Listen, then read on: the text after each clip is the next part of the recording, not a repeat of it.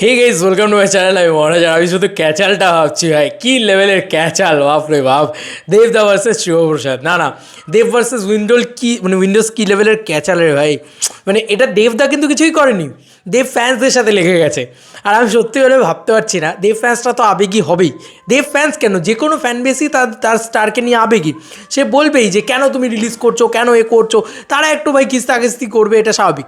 তো আমি শুধু ভাবছি অপর দিকে যিনি রয়েছেন, তিনি তো একটা শিক্ষিত, মানে একটা বিরাট বড় পজিশনে হোল্ড করছেন, তিনি উইন্ডোজের এত বড় একটা জায়গায় রয়েছেন, তিনি এগুলোকে নিয়ে কেন রিপ্লাই করছেন? এবং করছেন ভাগ্যিস, করলেই আমরা কন্টেন্ট পাবো। আমরাও কন্টেন্ট পাচ্ছি, নিউজ পোর্টালরাও কন্টেন্ট পাচ্ছে, আলাদাই মস্তি লেগে গেছে ভাই। আমি জানি না এটাতে দেভিয়ান্সরা কতটা হার্ট হবে, কী হবে। 1 ঘন্টা আগে পোস্ট করা হয়েছে সংবাদ প্রতিদিনের মাধ্যমে, এই যে এই পোস্টটাকে নিয়ে বলা হয়েছে। ওই যে রঘু ডাকাতের সাথে আবার মানে শিবুদা ছবি রিলিজ করছে, তো শিবুদার সাথে মেনলি ঝামেলা করা হয়েছে। শিবুদা কিন্তু কোনো রিপ্লাই করেনি। আমার মনে হয় শিবুদাই একদম পারফেক্ট কাজ করেছে, আমার এটা কোথাও গিয়ে মনে হয়। যাই হোক, পরবর্তী লাইনটা আমি দেখি। পাওয়ার কি জিনিস, উফ বাবা, এত অ্যাড দেখলে না, ওরাও অ্যাড কামাবে, ওরাও ইয়ে করবে।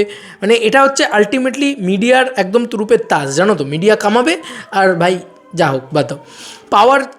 পাওয়ার জানিস, শিবপ্রসাদকে দেব ভক্তদের হুমকি, পুষ্পা সংলাপের পাল্টা জিনিয়ার। অকথ্য ভাষায় গালিগালাজও করা হয়েছে পরিচালক অভিনেতাকে। এবার যার বিয়ে তার হুঁশ নেই, পাড়াপড়শির ঘুম নেই। খাদানের প্রথম হল ভিজিটের পর দেব নিজে বলেছেন বহুরূপী বিগেস্ট হিট। আর এই সাফল্য খাদানকে সাহায্য করেছে দর্শককে বেঁধে রাখার ক্ষেত্রে। কিন্তু আচমকাই দেব ভক্তদের একাংশের রোষণলে শিবপ্রসাদ মুখোপাধ্যায় হুঁশিয়ারি, দেবের সঙ্গে একসঙ্গে সিনেমা রিলিজ করা হলে দেবভক্তদের পাওয়ার কি জিনিস তা দেখিয়ে দেওয়া হবে। পাল্টা দিয়েছেন চিত্রনাট্যকার জিনিয়া সেন। আমার শুধু অবাক লাগছে এটাই, যে পাল্টাটা কেন দিলেন, যে পুষ্পা স্টাইলেই লিখেছেন ঝুঁকেগা নেই। এইটাই হচ্ছে আমার বক্তব্য, যে পাল্টাটা দিলেন কেন আপনি। চিত্রনাট্যকার হওয়ার পাশাপাশি পরিচালক, এটা মানে লাইনটা পড়ছি শোনো, এটা অ্যাকচুয়ালি চিত্রনাট্যকার হওয়ার পাশাপাশি পরিচালক অভিনেতা শিবপ্রসাদের স্ত্রী জিনিয়া শিবপ্রসাদকে ট্যাগ করা একাধিক মন্তব্যের স্ক্রিনশট সোশ্যাল মিডিয়ায় শেয়ার করেছেন তিনি। তাতে শিবপ্রসাদকে ট্যাগ করে লেখা, দেবদার সাথে রিলিজ বন্ধ কর, না হলে তোর অবস্থা খারাপ করে দেবো। দেব ফ্যান পাওয়ার জানিস না কি জিনিস, ওয়ার্নিং দিচ্ছি, শুধরে যা, না হলে আমরা দেব ফ্যানরা মিলে তোকে শুধরে দেব। অকথ্য ভাষায় গালিগালাজও করা হয়েছে পরিচালক অভিনেতাকে। এতেই জিনিয়ার জবাব, ফ্যান ক্লাবের উপদ্রব এবং হুমকি সোশ্যাল মিডিয়ার লাইফের একটা অংশ। অন্তহীন ট্রোলিং, মুক্তির দিনে কাউন্টার ভোটিং আমাদের সিনেমাকে আটকাতে পারবেও না। যতই আইনি সেল আর রাজনৈতিক ক্ষমতার প্রতিযোগিতা থাক, এইখানেই আমার প্রবলেম। এই যে আপনাকে অকথ্য ভাষায় গালাগালি করা হচ্ছে বা করা হচ্ছে, কিন্তু ফ্যান্সদের পক্ষ থেকে করা হচ্ছে। আপনি কিসে অ্যাটাক করলেন? রাজনৈতিক বিষয়ে অ্যাটাক করলেন, যদিও কোনো দিন রাজনৈতিক পাওয়ার ব্যবহারই করেননি সুপারস্টার দেব সিনেমা রিলিজের সময়। যাই হোক, আপনি কি বললেন যে আইটি সেল এবং রাজনৈতিক ক্ষমতার প্রতিযোগিতা থাক। রাজনৈতিক ক্ষমতার প্রতিযোগিতা তো নেই ভাই, এটা তো প্রমাণিত। এবং টেক্কা যখন রিলিজ করেছে, টেক্কার মতন ব্যবসা করেছে, বহুরূপীর মতন ব্যবসা করেছে, বহুরূপী হিউজ ব্যবসা করেছে। কিন্তু এটাই প্রবলেম, আপনি একটা ফ্যান ক্লাবের কথা নিয়ে একটা সুপারস্টারকে জাজ করতে চলে এলেন। এইটা হচ্ছে ব্যাপার। ফ্যান্সরা আবেগই হয়, এটা স্বাভাবিক। আপনারা বুঝবেন না আসলে, আপনাদের আসলে ওই ফ্যান বেসটা নেই। তো একটা স্টারকে নিয়ে যে কি পাগলামি হতে পারে সেইটা আসলে নেই, তো এই কারণে প্রবলেম। কিন্তু একটা ফ্যান বেসের মানে ওটা পাগল ভাই, ওরা পাগল দেবদার জন্য। ওরা চায় না যে দেবদার সামনে কেউ দাঁড়িয়ে থাকুক। আমি একজন দেব ফ্যান হয়ে বলছি, এটাতে কোনো অন্যায় নেই ওদের এই বক্তব্যে। হ্যাঁ, হয়তো অকথ্য ভাষায় গালাগালি করাটাকে আমি সমর্থন করব না কখনোই। এবার শিবুদার রিলিজ করবেন না, এটা তো ঠিক না। এই যে খাদানের টাইম পিরিয়ডটা, বাকি বাংলা ছবি তো ছেড়ে দেওয়া উচিত ছিল। খাদান তো আরও ভালো ব্যবসা করতে পারতো। তাহলে আমি এটা তো বারবার বলেছি, মাস কমার্শিয়াল ছবিকে জায়গা করে দাও, কিন্তু না, কেউ জায়গা করে দেবে না। এটাই আমাদের বাংলা ইন্ডাস্ট্রি। কিন্তু সর্বোপরি যে বক্তব্য, টেক্কাকে ছেড়ে দেওয়ার কোনো জায়গা ছিল না। ঠিক আছে, বেশ করেছে, টেক্কার সাথে রিলিজ করেছে, ভালো ব্যবসা করেছে বহুরূপী, এতে কী অসুবিধা আছে ভাই? আমার তো কোনো সমস্যা নেই এতে। এবং ফ্যান বেস এটাতে রেগে গেলে রেগে যাবে, তাতে আপনারা তো পাত্তা দেওয়ার কী আছে? মানে পাত্তা দিচ্ছেন উনি। এবার উনি লিখছেন, ঠিক যেমনই পুষ্পা বলেছিল হাম ঝুঁকেগা নেহি। প্রসঙ্গত পুজোর মাল্টি রিলিজ এর মধ্যে ছিল দেবের টেক্কা এবং নন্দিতা রায় শিবপ্রসাদ মুখোপাধ্যায় জুটির বহুরূপী। সেবারও কিস্তিমাত করেছে শিবপ্রসাদের ছবি। উইকিপিডিয়ার হিসেব অনুযায়ী এখনও পর্যন্ত 2000 সালে সবচেয়ে বেশি আয়কারী সিনেমা এটি। উইকিপিডিয়ার কথা বাদ দাও ভাই, এমনিও আমরা জানি 17,95,00,000 টাকা। এবং দেবের খাদান মুক্তি পায় 20 ডিসেম্বর। সেই সিনেমার ইতিমধ্যেই 15 কোটি ছাড়িয়েছে। মানে এটা জানিয়ে দিচ্ছে প্রতিদিন সংবাদ প্রতিদিন। তো আমরা জানি না ভাই 15 কোটি ছাড়িয়েছে কি ছাড়ায়নি। স্টার থিয়েটারে খাদানের হল ভিজিটের পর দেব বলেছিলেন এবছর যদি বলি টেক্কা ও বহুরূপী পুজোয় সাফল্য পেয়েছিল, অবশ্যই বহুরূপী অনেক বেশি চলেছিল টেক্কার থেকে, সেটা অস্বীকার করতে আমার দ্বিধা নেই। অবশ্যই এটা বিগেস্ট হিট, সেটা কোথাও যেন আমার মনে হয় যে আমাদের খাদানকে সাহায্য করেছে। দর্শককে বেঁধে রাখার কাজটা সহজ নয়। আমি খুশি যে বাংলা ছবি রমরমিয়ে চলছে। এটা দেবদার বক্তব্য। তাহলে দেবদার বক্তব্য যখন এতটা স্ট্রং, এতটা ভদ্র, এতটা ভালো, তাহলে সেই মানুষটাকে অ্যাটাক করার কী আছে?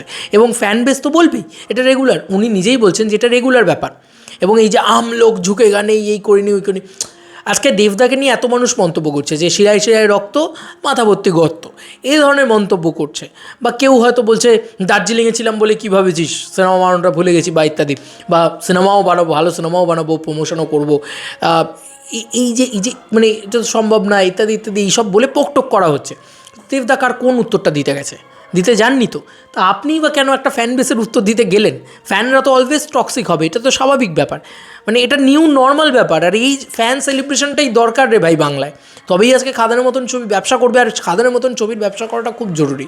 খাদান ফিরিয়ে আনতে পারে সেলিব্রেশন, বহুরূপী ফিরিয়ে আনতে পারে না কিন্তু সেলিব্রেশন। বহুরূপী কিন্তু কমার্শিয়াল ছবির যুগ এর সূচনা করে দেয়নি, খাদান করেছে। তাই খাদানের মতন ছবিকে সাপোর্ট করুন, না করতে পারলে করবেন না। আপনি ফ্যান্সদের ঝামেলা নিতে না পারলে দেখবেন না, মিটে গেল। দেখলেও আপনি ইগনোর করুন, কারণ আপনি মানে এটা মাথায় রাখতে হবে যে আপনি একটা সেলিব্রিটি, এটা আমার সবসময় মনে হয়। যাই হোক, এই কন্ট্রোভার্সিটা নিয়ে একটু হাত গরম করে নিলাম, একটু মজা হলো, একটু কথা হলো, আমার মস্তি লেগেছে ভাই। আবার হবে, দাঁড়াও, সবথেকে বেশি বড় লড়াই হবে হচ্ছে এই রঘু ডাকাত ভার্সেস রক্তবীজ 2 বা হোয়াট এভার ইট ইজ, মানে যেটাই আসুক, বহুরূপী 2ও আসতে পারে, এখন শোনা যাচ্ছে।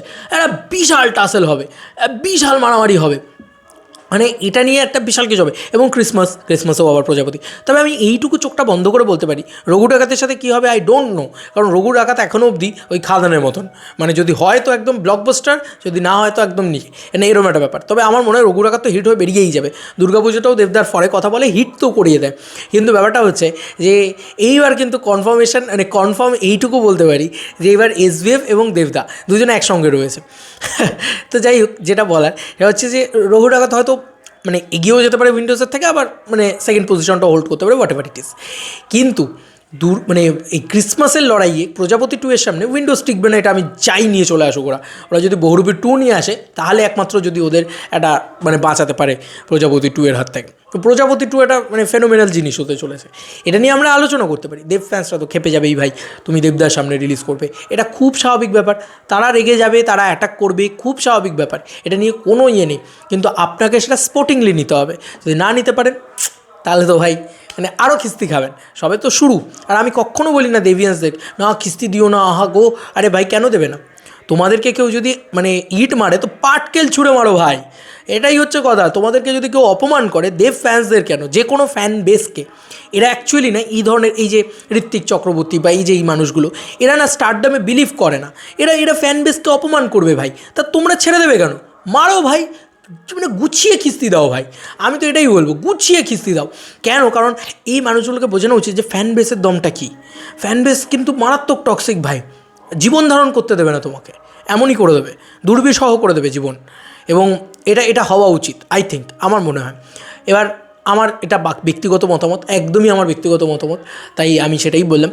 এবার দেখো, এটাকে নিয়ে এত জলগুলো হওয়ারই কথা নয়, এটাকে নিয়ে পাত্তা না দিলেই হতো। উনি যদি পাত্তা না দিতেন কিছুই ব্যাপার ছিল না। দেবদা তো কোনোদিনই কারুর বড় বড় সেলিব্রিটিদের মন্তব্যকে পাত্তা দেন না, তো অন্য ফ্যান বেস। দেবদাকে নিয়ে তো একটা ফ্যান বেস তো গোটা মানে জীবন ধরে পড়ে রইল, মানে গোটা বছর ধরে পড়ে রইল। দেবদা কি তাদেরকে সত্যিই পাত্তা দিয়েছেন? যদি দিতে থাকতেন তাহলে হয়তো সেটা নিয়েই দেবদাকে পড়ে থাকতে হতো। দেবদা একটাই কথা বলেন, ওনার এত সময় নেই। আর আমি বুঝতে পারি না আসলে ওনাদের হাতে বহুত সময় মনে হয়। যাই হোক, মানে আমার খুব মজা লেগেছে। তোমাদের কার কি মতামত এন্টায়ার ভিডিওটাকে নিয়ে জানিও কমেন্ট সেকশনে। চলো বন্ধুরা, নতুন কোনো ভিডিওতে দেখা হবে, ভাই।